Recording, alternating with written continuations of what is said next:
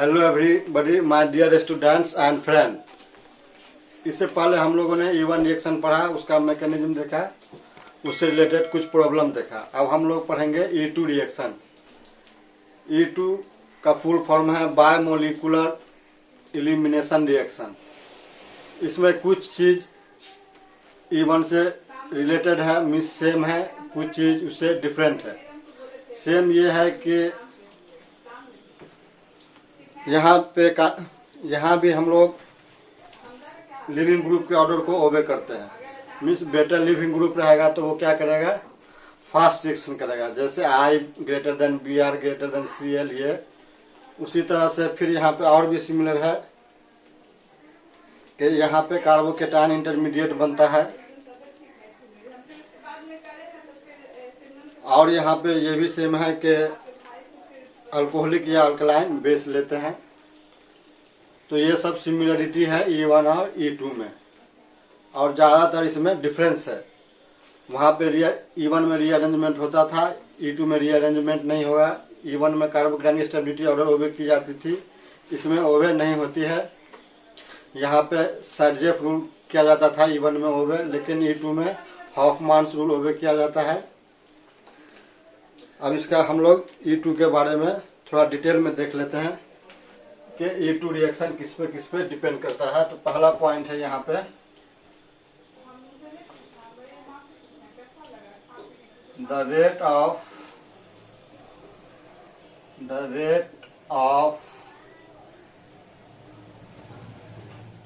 E2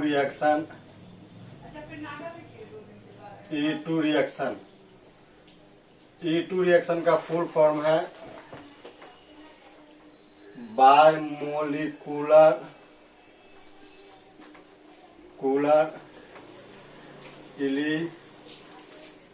elimination reaction. Biomolecular elimination reaction. The rate of E2 reaction depends on concentration of reactant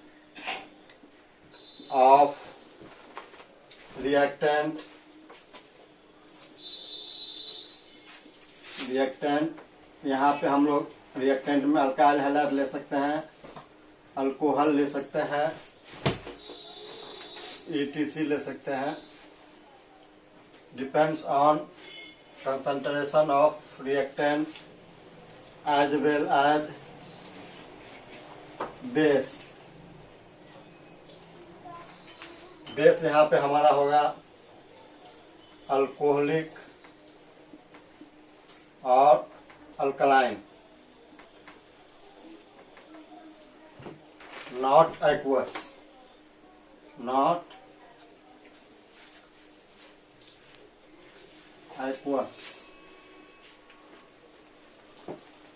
Hence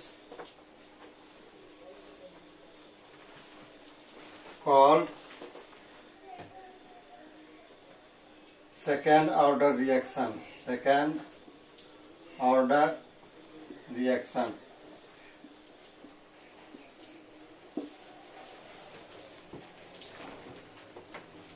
That is one with respect to reactant and one with respect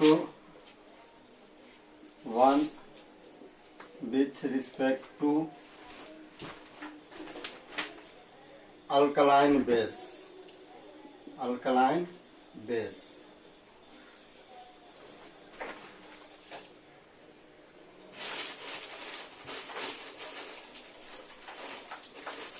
Therefore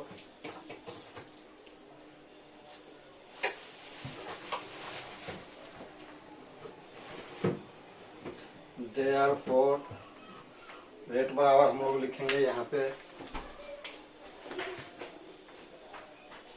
rate बराबर K into concentration of reactant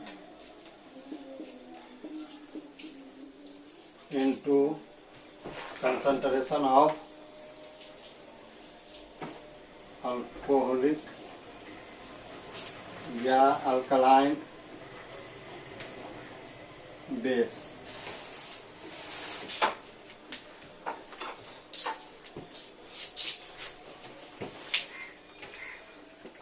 हम लोगों ने E1 में देखा था कि rate of reaction सिर्फ concentration of reactant पे डिपेंड करता है, लेकिन यहाँ पे क्या है, concentration of as well as concentration of alcoholic या अल्कलाइन क्या होना चाहिए, बेस। इसीलिए इसका क्या हो जाएगा, ये सेकेंड ऑर्डर रिएक्शन हो जाएगा। 1 विथ रिस्पेक्ट टू होगा इस रिएक्टेंट के और 1 विथ रिस्पेक्ट टू होगा बेस के। तो हम लोगों ने लिखा था यूनिट फॉर, या उससे पहले हम लोग यहाँ पे देख लेते हैं। मान लेते हैं कि एक रिएक्शन लिए, फर्स्ट स्टेप में रिएक्टेंट हम ले लिए यहाँ पे 40 ग्राम और ये ले लिए यहाँ पे मान लीजिए ये भी 40 ही ग्राम ले लिए, दोनों 40 ग्राम ले लिए। तब इसका रेट क्या हो गया हमको, मान लीजिए 2 टाइम्स है, इसको मान लेते हैं। तो दूसरा एक्सपेरिमेंट किए हम, या तो यहाँ पे हम लोग क्या करते हैं, यहाँ पे दूसरे स्टेप में हम लोग ले लेते हैं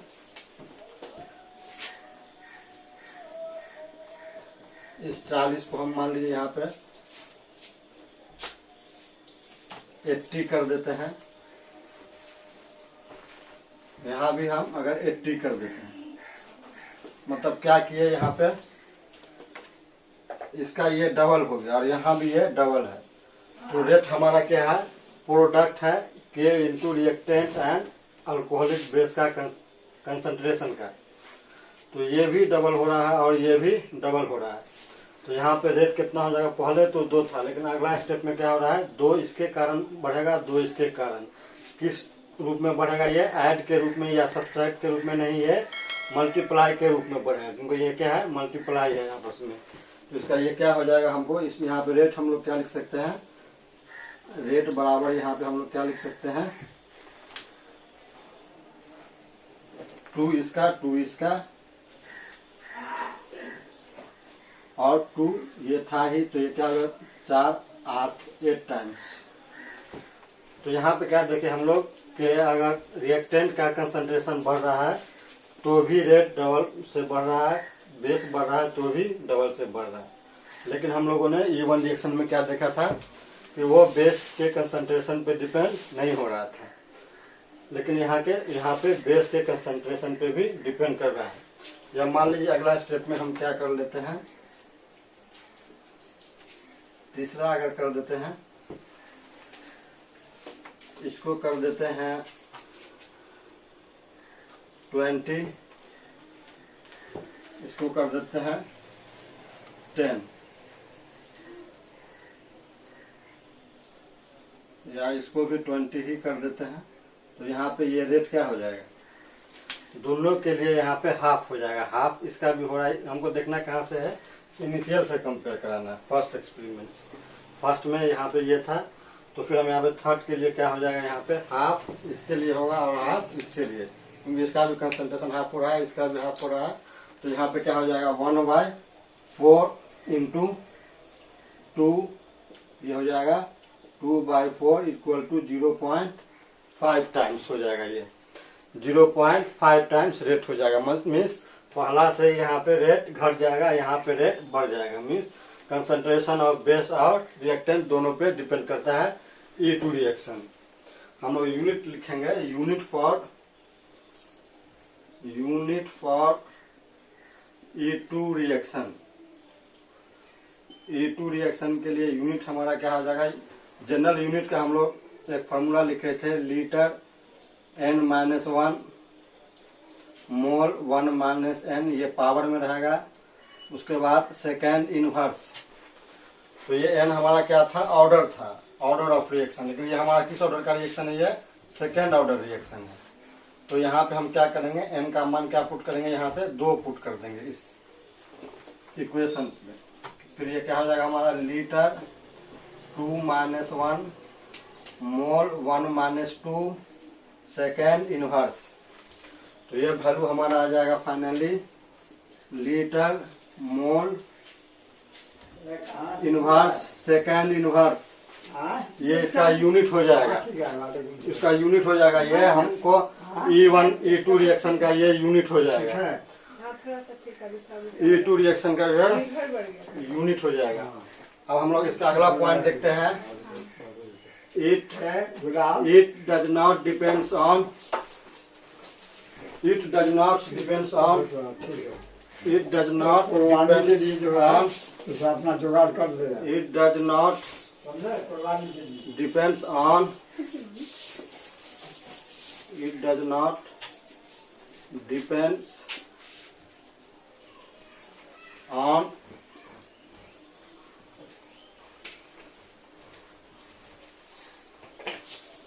rearrangement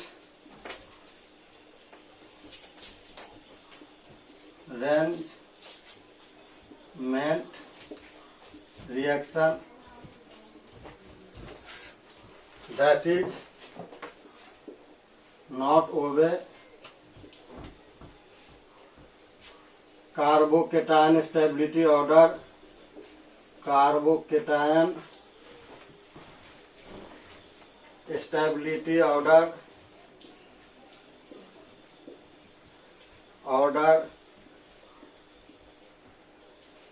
and rearrangement reaction, order and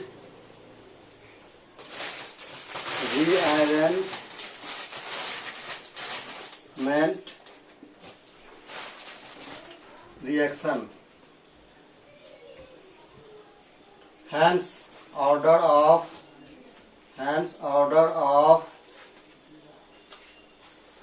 E2 reaction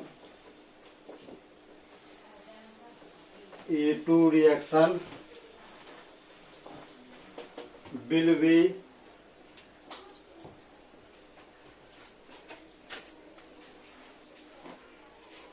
one degree greater than 2 degree greater than 3 degree greater than allylic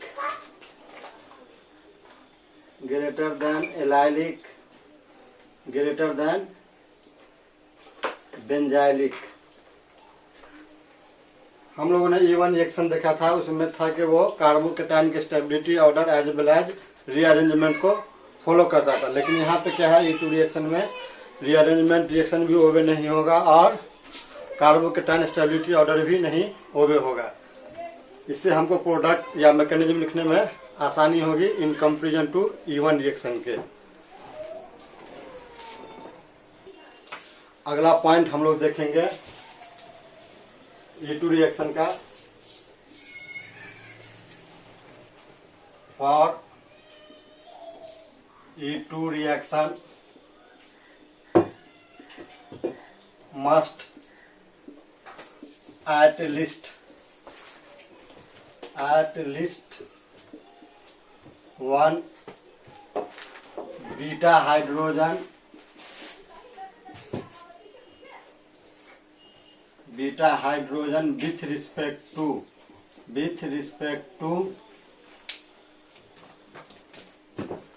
functional group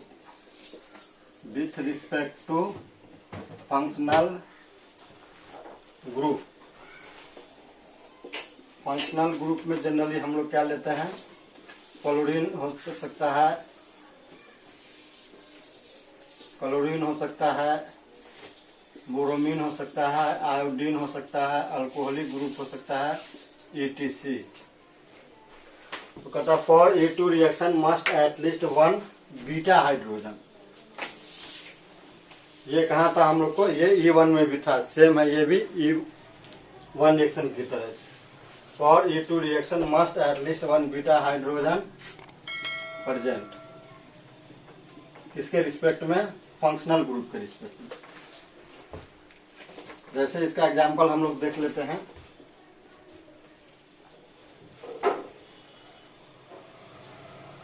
मान लीजिए जो कोई कंपाउंड ले लेते हैं, यहाँ पे हम OH डाल देते हैं, तो इससे अटैच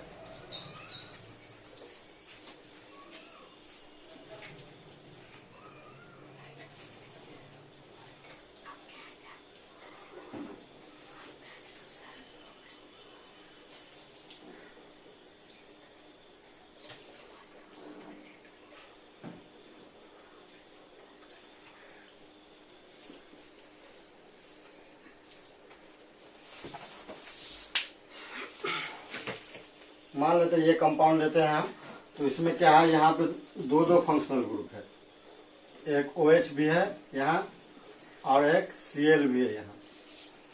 तो अगर हम OH के रिस्पेक्ट में देखेंगे तो ये होगा अल्फा और ये होगा बीटा, ये क्या होगा बीटा। तो OH के रिस्पेक्ट में यहाँ पे कहीं पे भी बीटा हाइड्रोजन नहीं है, तो OH के रिस्पेक्ट में यहाँ पे E2 रिएक्शन नहीं होगा। लेकिन Cl के रिस्पेक्ट में यहाँ पे क्या हो सकता है, हमको E1 रिएक्शन या E2 रिएक्शन या SN ये हो सकता है।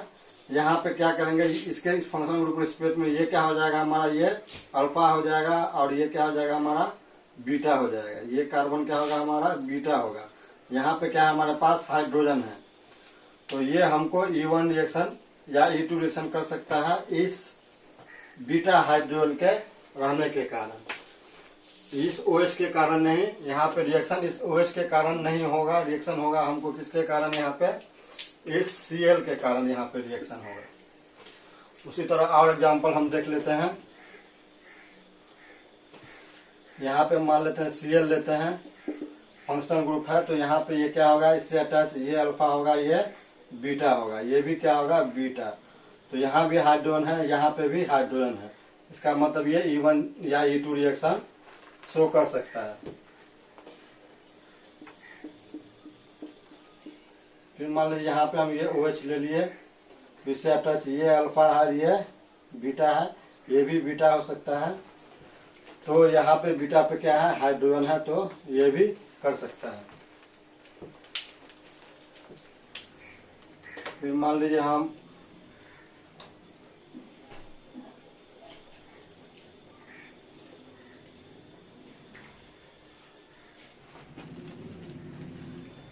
यहाँ पे हम कोई फंक्शनल ग्रुप ले लिए, यहाँ पे हम CH3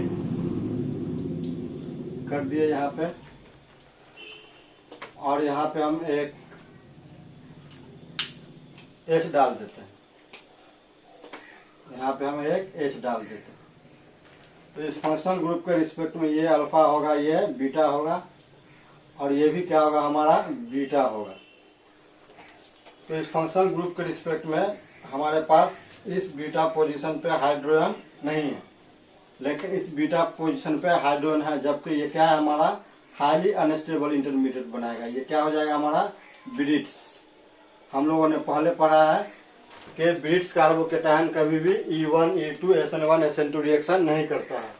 तो हमको यहाँ से अगर ये हाइड्रोजन हटाना होगा यहाँ से, तो क्या होगा पॉजिटिव चार्ज यहाँ पे आ जाएगा ब्रिड्स पे, इसके इसीलिए ये रिएक्शन भी हमको E2 या E1 या SN1 SN2 नहीं करेगा।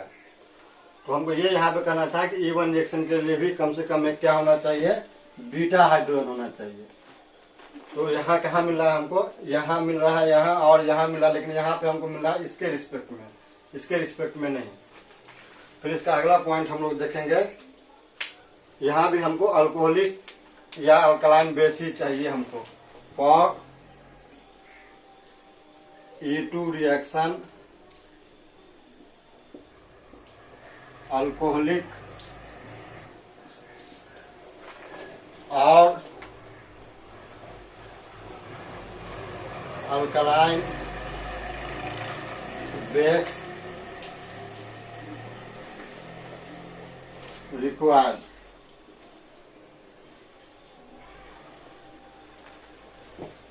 जैसे that is not aqueous base. जैसे मान लीजिए हम यहाँ पे कुछ एग्जांपल देख लेते हैं।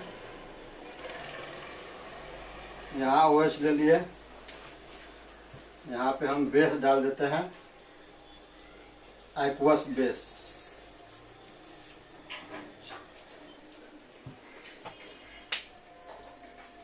तो यहाँ पे क्या हो रहा है कि ये अल्फा है, ये बीटा है, यहाँ पे बीटा पे हाइड्रोजन है, यहाँ भी बीटा पे हाइड्रोजन है।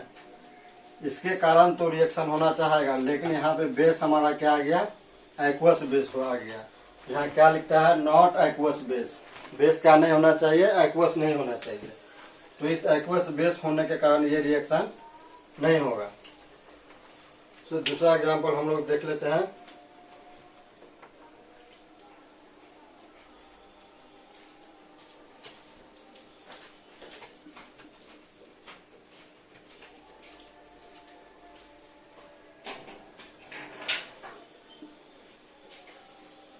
यहाँ पे मान लेते हैं हम लोग अल्कोहलिक बेस ले लेते हैं। तो यहाँ पे क्या है, इस फंक्शनल ग्रुप के रिस्पेक्ट में यहाँ पे अल्फा है, यहाँ पे बीटा है, ये भी बीटा है। तो इसके बीटा हाइड्रोजन की वजह से तो ये रिएक्शन होगा ही, साथ में हमारा यहाँ पे बेस क्या है, अल्कोहलिक है। दोनों फेवर करता है कि ये रिएक्शन हमारा होगा। इसका फिर हम लोग अगला पॉइंट देख लेते हैं। For E2 reaction better leaving group, better leaving group हम लोगों ने पढ़ा था E1 में। बेटर लिविंग ग्रुप किसको बोलते हैं, दैट इज एसिडिक, या यहाँ पे हम लोग मोर एसिडिक लिख सकते हैं, मोर एसिडिक। दैट इज, ये क्या हो जाएगा, लेस बेसिक, लेस बेसिक। क्या कहता है, for E2 reaction better leaving group causing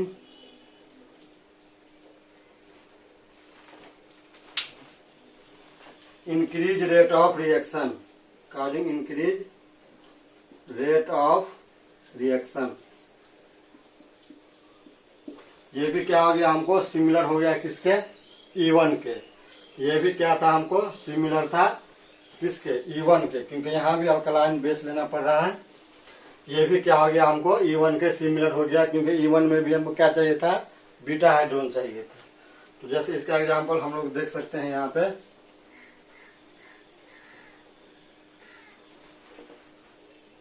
अगर मान लेते हैं हम सभी 2 डिग्री लेते हैं, तो यहाँ पे मान लीजिए आयोडीन ले लेते हैं। ये बेटर हो जाएगा इससे, Br से। ये बेटर हो जाएगा हमको Cl से। ये बेटर हो जाएगा हमको F से, क्योंकि हम लोग जानते हैं कि Hi स्ट्रॉन्ग एसिड होता है HBr से, HBr स्ट्रॉन्ग एसिड होता है HCl से, वो ज्यादा स्ट्रॉन्ग होता है HF से। इसीलिए यहाँ पे ये आयोडीन के कारण, ब्रोमीन के कारण, क्लोरीन और फ्लोरीन के कारण ये रेट ऑफ E2 रिएक्शन होगा। आप लोग प्लीज कंटिन्यू रहें, सब्सक्राइब करें, शेयर करें और प्रॉब्लम देखें। Thank you.